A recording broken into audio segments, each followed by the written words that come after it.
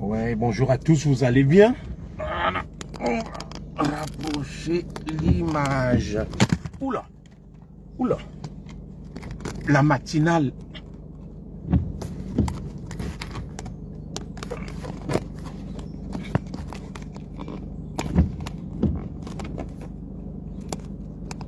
On est sur la matinale info. On rapproche l'image. Je suis en train, excusez-moi, toujours boire de l'eau le matin. J'ai oublié de vous commenter cette petite séquence hier là. Je vais revenir dessus.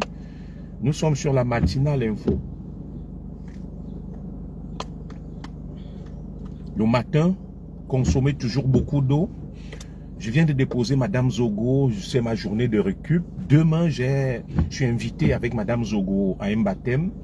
Donc, je profite de ce temps pour vous alimenter en direct. Et ça, c'est un petit direct aussi, qui ne va pas trop durer. Hop, on va faire quelque chose, vous m'excuserez. Tout est bon. Voilà, on va rapprocher l'image. On va rapprocher l'image là, voilà, très bien. Il est 7h passées de 28 minutes à Paris, donc il est précisément 6h passées de 28 minutes à Ekalanminkoul. Je fais ce petit live pour mes nombreux followers et abonnés dans le monde. Très bien. Vous savez que je suis un éclaireur, un guide. Et en tant que guide, nous avons beaucoup de choses à vous enseigner, vous comprenez. Je suis un éclaireur, je suis un guide. Et en tant que guide éclaireur, nous avons beaucoup de choses à vous enseigner. Je suis en train de chercher la bonne formule. Super. En tant que guide éclaireur, nous avons beaucoup de choses à vous enseigner. Donc, je me suis levé très tôt là. J'ai déposé déjà mon épouse au travail. Moi, je ne travaille pas. Je vais déposer les enfants à l'école. Et puis, je vais vaquer à mes petites activités. Je vais préparer ma veste pour la sortie de demain, récupérer mes habits au pressing. Alors, je fais ce petit live à destination de mes nombreux abonnés dans le monde. Et le live va durer 20 minutes, pas plus, parce que je suis très occupé. Je dois déposer les enfants à l'école. Donc, bonjour à vous tous, bonjour. Ouh là là, ma sœur, la chiconne casse, bonjour. Iya, dis à l'autre. Tu es matinale ce matin. J'espère que tu vas très bien. Alors, je voulais juste revenir sur cette affaire de Fecafoot, État du Cameroun, pour mes nombreux abonnés dans le monde. Je vais vous dire ceci. Dans ce que vous voyez, permettez que je salue déjà tous mes followers à travers le monde. Et ces derniers temps, je fais des directs très tôt pour faire des clins d'œil à mes abonnés du côté des Amériques, des États-Unis et autres. Voilà. Alors, ce que je vais vous dire, c'est que vous vous laissez entuber. L'image n'est peut-être pas très claire, excusez-moi. Hein. Je suis en train de rouler, de circuler, je n'ai pas assez de temps. Je fais des directs à 7 heures pour faire plaisir à mes nombreux abonnés qui vivent du côté des États-Unis, des zones où le fuseau horaire est très en décalage avec le nôtre. Parce que la plupart de mes directs, ça arrange ceux qui vivent en Afrique et en Occident. Et ce soir à 21 h, je passerai sur la page de Mishcom Events. Retenez-le, à 21 h, heure de France, nous allons décrypter l'actualité sur l'affaire de la Fecafoot chez Mishcom Events. Ce que je voulais vous dire donc ce matin, rapidement, au moment où il est 7h30, parce qu'à 7h45, je vais arrêter le direct, c'est que ce que vous voyez entre la Fecafoot et l'État du Cameroun, je vois beaucoup qui, je vois beaucoup qui s'extasient. Je vais m'adresser aux hibous et aux églisiens. Regardez bien ce qui se passe à la Fecafoot là. Vous extasiez, non? Ce que vous n'avez pas compris, c'est que c'est la guerre des clans en utilisant des institutions et des individus. Alors, je vous ai parlé des différents clans. Il y a le clan Motazé, Laurent Esso. Et il y avait donc dans ce clan Aïvo, le directeur de la sécurité présidentielle, Eko Maxime, et l'homme d'affaires Amogo Belinga. Il y a le clan Ngongo, Beti Asomo, Galaxy Toga. Il y avait aussi dans ce clan l'ex-directeur général des impôts Mopa et autres. Et dans ce clan, donc, il y a Mouele, les Malachi Manaouda et autres. Je vais vous expliquer quelque chose rapidement et je vais continuer.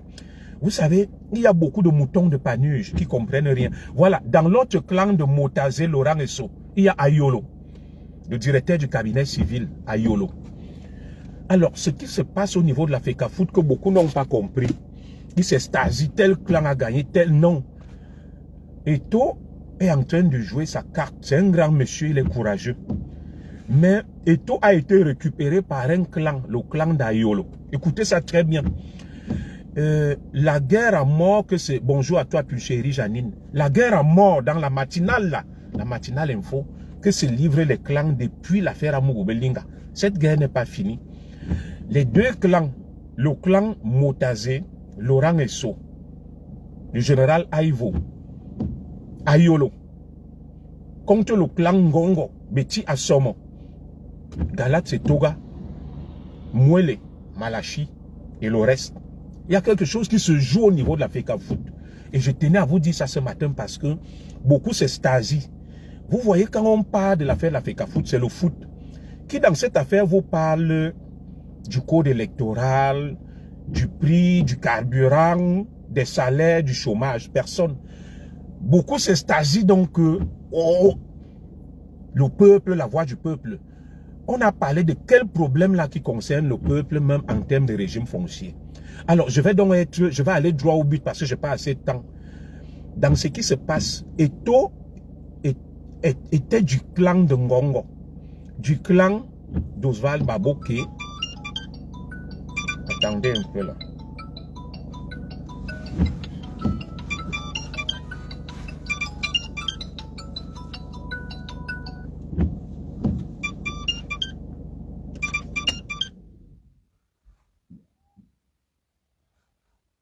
Attendez un peu, donnez-moi une minute, je vais continuer.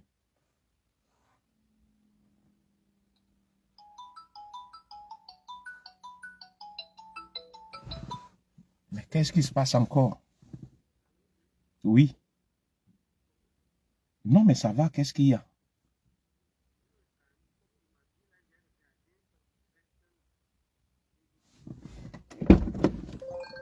Mais c'est pas grave, c'est comme ça, laisse. Il n'y a que ça, c'est pas grave. D'accord, c'est pas grave.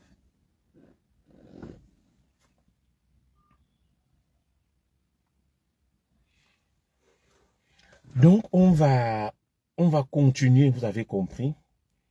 J'avais juste un petit coup de fil, hein, ne vous inquiétez pas. C'était un petit coup de fil, tac, tac, tac. Un petit coup de fil.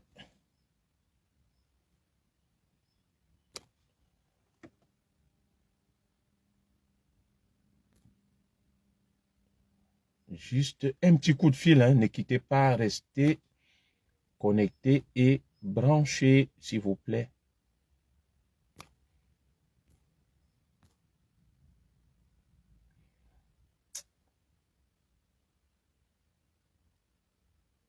Ne quittez pas, restez connectés et branchés là. J'ai été un peu déconcentré parce que je dois vous passer un message important. J'aime pas qu'on me déconcentre quand je fais le direct. Tac, tac, tac, tac, tac. On va faire quelque chose là. Excusez-moi, hein, j'étais en train de faire quelque chose d'important. C'est pas là. On m'a déconcentré un tout petit peu là, mais je vais vous revenir. Je vais régler un petit problème vite fait. Voilà. Je vais régler un petit problème vite fait. Ça me dérange beaucoup qu'on me déconcentre comme ça quand je vais faire un direct. Parce que le message que je voulais passer, ça me perd le temps. Pourtant, je vais prendre les enfants à l'école là. Tac, tac, tac, tac, tac. Bon. C'est pas question de l'écran en fait. Mais c'est le message que je vous passe qui est important. L'image n'est pas importante. Voilà. Écoutez le message, je suis pas à la maison. C'est pas grave. Laissez l'image. C'est ça donc, voilà, écoutez juste le message, le reste, vous allez voir après. Ça, c'est le superflu. Laissez l'image. Alors, ce que je veux vous dire, c'est que, rapidement, ce matin, je tenais à vous le dire.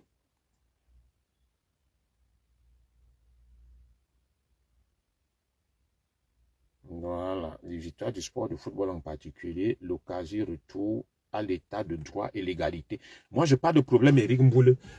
Moi, je parle de ce qui est important. Merci de me regarder depuis le Canada. Mon frère Éric Mboulé, si tu veux faire ton direct, tu fais sur ce que tu estimes important. Moi, chacun a sa priorité en termes d'importance. Alors, ce que je voulais vous dire, c'est quoi? Je vais m'appuyer sur la déclaration d'Éric Mboulé. Ce sont nos frères bamileke. Ils sont toujours comme ça, là. Il va te dire, c'est la victoire de la légalité. La légalité, Éric Mboulé, mon frère, je t'accuse pas. Il y a quelle légalité au Cameroun sur l'affaire Amogo Belinga, sur l'affaire, comment on appelle les militants du MRC emprisonnés là, Fogué et Biboum Nissak, où est la légalité? La légalité, c'est sur certaines choses. La légalité et l'état de droit. Le Cameroun est quel état de droit, mon frère? C'est une parenthèse. Il n'y a pas de son. Oula, qu'est-ce qui s'est passé ici? Vous êtes sérieux là? Il y a le son. Hein, Marthe? Il y a le son. Dites-moi, vous êtes sérieux qu'il n'y a pas le son? Parce que je n'ai pas assez de temps.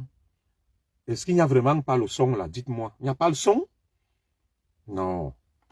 Il y a le son depuis. Ne me dites pas qu'il n'y a pas le son. Ah, il y a le son. Qu'est-ce qui se passe avec toi, ma soeur Marthe? Alors, laissez-moi les grands principes, état de droit, légalité. Vous êtes entubé. Il y a quel état de droit au Cameroun? Puisque le ministre de la Justice lui-même l'a dit, que le Cameroun fonctionne sur la base de très hautes instructions, mon frère. Il y a quel état de droit et légalité au Cameroun? Ça, c'est un autre débat. Ce n'était pas l'objet de mon sujet. Ce que je veux dire, Éric Mboulé revient, nous devons nous battre tous ensemble pour que la loi s'applique à tous. Voilà, tu changes. Voilà. C'est quoi déjà la loi pour toi? Je vais t'expliquer. La loi, c'est la loi, elle est générale et impersonnelle. Ça veut dire que nul n'est au-dessus de la loi. Donc, quand tu dis nous devons nous battre tous pour que la loi s'applique, je suis d'accord avec toi. Mais est-ce que la loi doit s'appliquer sur certaines choses et sur d'autres non? Ce que je veux que tu comprennes, mon frère, réveille-toi, c'est que l'application de la loi dépend des intérêts des clans. C'est ce que je veux que tu comprennes.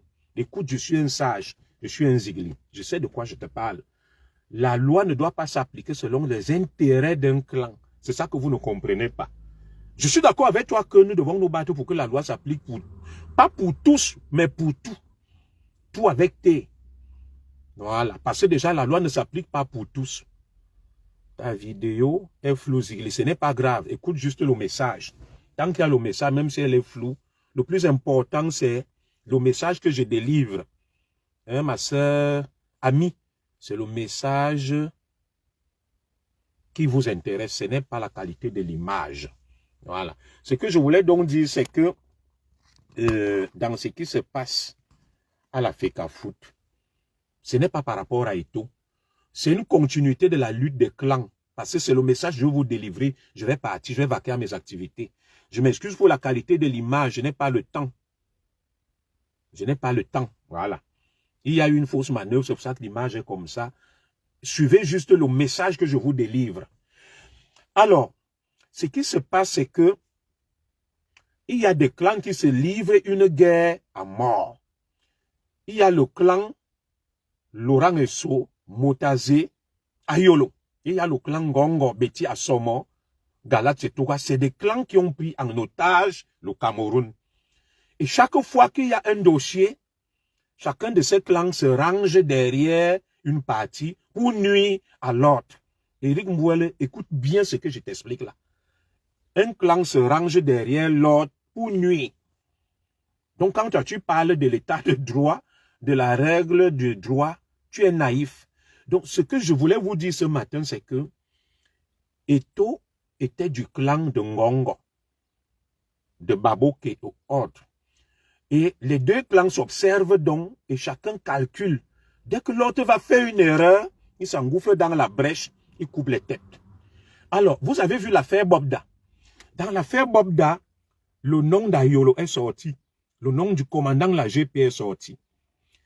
Et c'est le clan Ngongo qui voulait avoir la tête des autres d'Ayolo. Ils ont essayé, ça n'a pas marché. Et maintenant, dans l'affaire Fekafout, le clan Ngongo a commis des petites erreurs et le clan Ayolo, Aïvo Motazé, s'est engouffré dans la brèche. Ce que vous voyez là qu'on dit, l'intervention du président, non. C'est une guerre d'usure. C'est une guerre d'usure. Donc, Ayolo a flairé la bonne affaire. Il a vu leur patron, Paul Biya. Il lui a dit, là, il y a ça, il y a ça, il y a ça. Entre-temps, donc, les naïfs, c'est Stasi. Ouais, victoire, machin. C'est une victoire du droit de la légalité. Mais c'est une victoire sur fond de manipulation des clans qui se livrent une guerre à mort. Vous allez voir, dans les prochains jours, il y aura un rebondissement. Bon, vous avez vu, les deux se sont échappés, la Fekafout, Mouélé. Le président Biya était calme, tranquille, ne disait rien. Il y a donc l'un des clans qui a profité, le clan Ayolo. Ça, c'est la victoire du clan Ayolo. Et le clan Motazé, Laurent et So. Et le reste, ils se sont engouffrés dans la brèche pour bouffer le clan de Ngongo à travers la Fekafout. Donc, ils ont recruté un nouveau membre dans leur clan, c'est Samuel Eto'o. Maintenant, comme vous êtes naïf, je n'ai rien après Eto'o, hein, je vous dis, ce qui se passe là, moi je suis content. Je suis dans le aide-moi à détester. Ngongo dérange. S'il y a quelqu'un qui peut nuire à Ngongo, ça ne peut que m'arranger. Et Eto'o donne des coups à Ngongo, ça m'arrange. Il faut que ça soit clair et sans ambiguïté. Mais ce que je veux aussi vous dire, c'est que c'est la guerre des clans. Le clan Ayolo en a profité pour se venger du clan Ngongo. Parce que le clan Ayolo n'a jamais oublié qu'on a mis 3 membres éminents de leur clan en prison. Eko et mon cadet. Moi, j'analyse froidement hein, Bruno Bidjan. Et on a failli coincer les Ayolo sur l'affaire Bobda. Ngongo est allé voir le président et lui a dit que tu as vu tes gens. Voilà le commandant de la GP et Ayolo impliqué dans une affaire avec Bobda. Ça n'a pas marché. C'est ce que vous n'avez pas compris. Maintenant, l'affaire Fekafout, ils se sont à nouveau engouffrés dans la brèche pour bouffer l'un des clans. Voilà, parce que je vais bientôt arrêter le direct. D'où donc ce que vous voyez là. Ce que vous voyez là, donc, le mercato a marché. Et tout a été retourné et recruté par le clan Ayolo. Et vous allez voir, Ngongo n'a pas dit son dernier mot. Vous voyez là, non? Avant la tombée de la nuit ou demain, ou avant le match, il y a quelque chose qui va se passer. Retenez ce direct. Retrouvons-nous ce soir sur la page de Mishcom Events. Nous allons le décortiquer. Moi, je suis là pour vous ouvrir les yeux et vous donner des infos que vous n'avez pas. Ce que vous voyez derrière la Fekafout, c'est les deux clans qui continuent à s'affronter, à se livrer cette guerre à mort. Le clan Ayolo, le clan Ngongo, le clan Motazé, le clan Beti Asomo. Donc là, le clan Ngongo réfléchit avec Galat Setoga, le commandant, le directeur de la DGRE et autres. Voilà. Heureuse journée à toi, Excellence Sévi. Donc, nous observons de loin cette lutte sans merci entre les deux clans qui manipulent le président Biya. Voilà. Vous avez vu, Ngongo a publié une circulaire que sur haut accord du président, on a décidé de nommer le staff technique. Quand il a publié ça, est-ce que vous avez vu le président démentir? Quand quelque chose n'est pas de toi, tu vas démentir, non? Le président Paul Biya n'a pas démenti. Il n'a pas dit, je ne vous ai pas donné l'accord. Aujourd'hui, l'autre clan dont on revient et dit, tu au accord toujours du même président Paul Biya, on a décidé. Donc, le président Paul Biya donne des hauts accords à tout va. Il donne des hauts accords à gauche, il donne des hauts accords à droite. Voilà l'une des leçons qu'on retient de cet épisode, c'est la manipulation du président Biya par les clans en fonction de l'actualité, des enjeux, du contexte et des intérêts. Vous allez voir, avant la tombée de la nuit, quelque chose va encore se passer. Avant 20 h, le clan Ngongo va faire quelque chose. le clan Ngongo va passer peut-être par la première dame. Je vous dis, avant 20 h, bon, vous avez vu, non? Le Pichichi a nommé les gens, on a dit, le président Biya a donné son haut accord. Je vous dis qu'avant 20 h, quelque chose va se passer. Et vous allez comprendre que les deux clans ont pris en otage le président, le manipulent, le manœuvre en fonction des intérêts. Et donnons-nous donc rendez-vous d'ici 20 h ou demain ou avant le match Cameroun-Cap-Vert. Vous allez voir ce qui va se passer. Donc, ce qui s'est stasi là, moi je n'ai pas vu où on défend le pouvoir d'achat des Camerounais, le carburant, la justice, le régime foncier, le droit, les mines, les terres, les richesses du Cameroun, la répartition, qui règle le problème des élections. Non, c'est des faux problèmes. Et les deux clans font dans la diversion. À un moment donné, l'un des clans va remporter et ils vont s'entendre. Et vous, vous êtes dans la diversion. Vous pensez que c'est une vraie guerre. Il n'y a aucune guerre là. Les deux clans se règlent les comptes pour se disputer le contrôle du pouvoir et l'argent du Cameroun. Donc, le Mercato a recruté Eto'o dans le clan Ayolo. Ayolo a flairé la bonne affaire. Il a vu le président, il a dit, regarde le spectacle qui se passe là. Excellence, il faut que tu fasses quelque chose.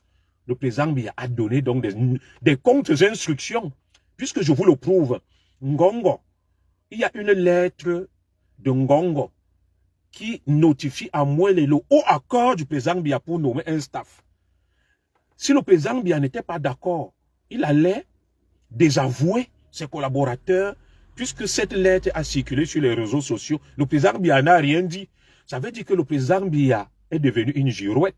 Que le vent va à droite, il va à droite, le vent va à gauche, il va à gauche. Voilà l'état du pays. Le président Biya donne le haut accord pour qu'on nomme le staff technique. On nomme. Le même président Biya redonne un autre haut accord pour qu'on nomme un autre staff technique. On nomme. Et entre-temps, les moutons de Panurge sautent, jubilent et ne savent pas ce qui se joue. On les manipule. Vous allez toujours voir. Il y a des gens qui étaient dans le clan Ngongo, qui avaient livré Bruno Bidjan. Vous vous souvenez? Il y a des gens qui ont livré Bruno Bidjan. Les noms sont sortis. Quand vous allez sur leur page, ces gens-là se sont retournés contre Ngongo. Il y a quelque chose qui s'est passé. Maintenant, ils sont contre Ngongo. Pourtant, c'est un clan qui était avec Ngongo dans l'affaire Amogo Belinga. Ça veut dire que des fois, les gens attendent de l'argent. Quand ils ne reçoivent pas, ils retournent leur veste. Ils sont à gauche, ils sont à droite, ils sont au milieu, ils sont devant, ils sont derrière. On ne les comprend pas. Donc, continuez à les suivre comme des moutons de Panurge. Moi, je vais partir. Nous assistons à la deuxième mi-temps. La première mi-temps c'est passé. Les hautes instructions en faveur du clan Ngongo. Boum, boum, boum, boum, boum, boum, boum, staff, tout ça. Deuxième mi-temps, les très hautes instructions en faveur du clan Ayolo. Via Eto'o. Il y aura une troisième mi-temps. Quand vous allez donc assister à la troisième mi-temps, c'est là où vous allez vraiment comprendre que le président est pris en otage, les deux clans le manipulent et que le Cameroun va en couille. Excusez-moi de la vulgarité. Le Cameroun va en couille. Voilà. Le Cameroun s'effondre. Things fall apart, comme l'avait dit Tchaïno Achebe. Le monde s'effondre, le Cameroun s'effondre. Le président est dans ce qu'on appelle des injonctions paradoxales. On appelle ça, en sciences sociales, des injonctions paradoxales. Il donne une injonction à un clan, il redonne la même injonction à l'autre clan. Entre-temps, les moutons de Panurge s'extasient au lieu de s'inquiéter de l'état du pays. Au lieu de s'inquiéter de l'état du pays, le pays est en train de sombrer. On touche le fond. Mais beaucoup de moutons de Panurge sautent, jubilent. Là où ils devraient s'en inquiéter. Que waouh, comment le président donne des injonctions paradoxales. Il y a une lettre de Ngongo donnant le haut accord pour qu'on nomme là-bas.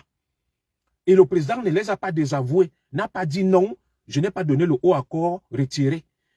Le même président redonne le haut accord pour qu'on renomme encore là-bas. Mais on se pose des questions sur la stabilité des institutions et du président.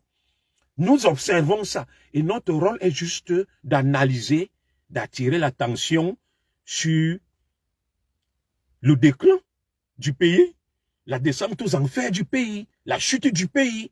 Pour nous, enfants du Cameroun éclairés, on ne comprend plus rien. Ne soyez donc pas surpris qu'il y ait encore une troisième injonction paradoxale sur cette affaire parce que, je vous dis, je vous répète, Ngongo n'a pas dit son dernier mot. Mouele n'a pas dit son dernier mot. Vous voyez Ngongo, avec tout son orgueil, accepter ce qui s'est passé là. Ou Mouele, non. Avant 20 h, Zogo à la maison, je vais réouvrir ma page pour faire le direct. Il y aura un rebondissement dans cette affaire. Je vous invite donc à rester vigilant. Et c'est ce que je tenais à vous dire ce matin.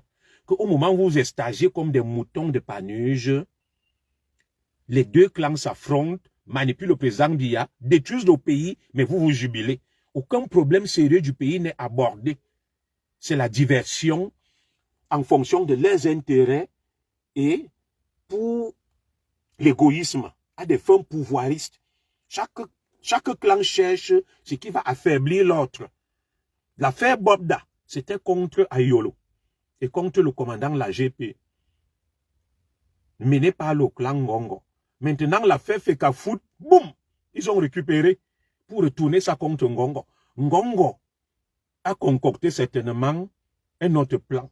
Donc, donnons-nous rendez-vous dans les prochaines heures, dans les prochains jours. Je vais vous dire que je vous ai dit quoi. C'est comme ça que j'ai fait le direct hier matin que où est le président? Le désordre, s'il se passe, le Capharnaüm, l'auberge espagnole, où est le président? Le lendemain, le président a réagi. Retenez ce direct, comme je vous dis là, que ce n'est pas fini. Ce n'est pas fini. Le pays est dans le chaos. Nous observons ce match. C'est incroyable. Quelque chose va se passer avant 20 h ou avant le match qui est annoncé là.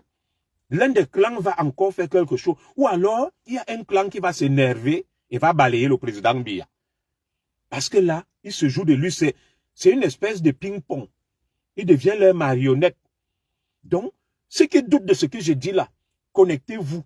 Vous allez voir, avant 20 h, Ngongo va riposter. Avant 20 h, Mouele va riposter. Cyril Ntolo va riposter. Il y a quelque chose qui va se passer. Et je vous invite donc, le Zigli est à la maison. Nous observons le match. Nous sommes des commentateurs. Vous êtes des spectateurs. Laissez-nous commenter. Donc, dès qu'il y a un rebondissement, je vais revenir vers vous. Restons connectés sur le feuilleton Fekafout. Attendons la troisième injonction paradoxale d'un pays qui coule, d'un pays qui va en couille, et d'un pays qui sombre, et d'un pays qui tombe. Que Dieu vous bénisse, Inch'Allah. Excusez pour la qualité de l'image. Retenez juste le message. Que Dieu vous bénisse. Nous restons ensemble. Nous sommes en contact ce soir à 21 h sur la page de Mishcom Events. Connectez-vous. Probablement, nous aurons la suite des rebondissements. Ainsi va le Cameroun. Le pays sombre. Le pays s'écroule sous les applaudissements des profanes, des naïfs, des moutons de Panurge, des girouettes. Le vent va à gauche, ils vont à gauche. Le vent revient à droite, ils vont à droite. Là où Tolo est juste le représentant de Mouele. Il n'est rien. Tolo est juste un serviteur d'un clan, monsieur Bouba Bello. Tolo est qui? Tolo est un peu comme, je vais t'expliquer. Tolo est un peu comme le juge militaire, les magistrats Nzié, Pierrot et les Sikati. C'est-à-dire, ce sont des marionnettes d'un clan. Donc, je réponds à ta question, hein, que Tolo est qui? Ne te fie pas à la personne de Tolo. Cherche plutôt qui se cache derrière Tolo. Sois intelligent. Tu comprends, non? Voilà. C'est un peu comme au tribunal militaire, les Sikati, les Pierrot Nzié, le juge Missé. C'est des pions du clan Ngongo. Voilà. Donc, ta question est intelligente, mais bête. Voilà. Tolo est qui? Tolo est le porte-flingue d'un clan, le clan de Ngongo. Ne vois pas Tolo qui est devant toi, vois plutôt qui se cache derrière lui. Il faut deux fois être intelligent. Allez, bye bye, je vais déposer les enfants à l'école. Nous restons vigilants, nous allons suivre et commenter. Inch'Allah.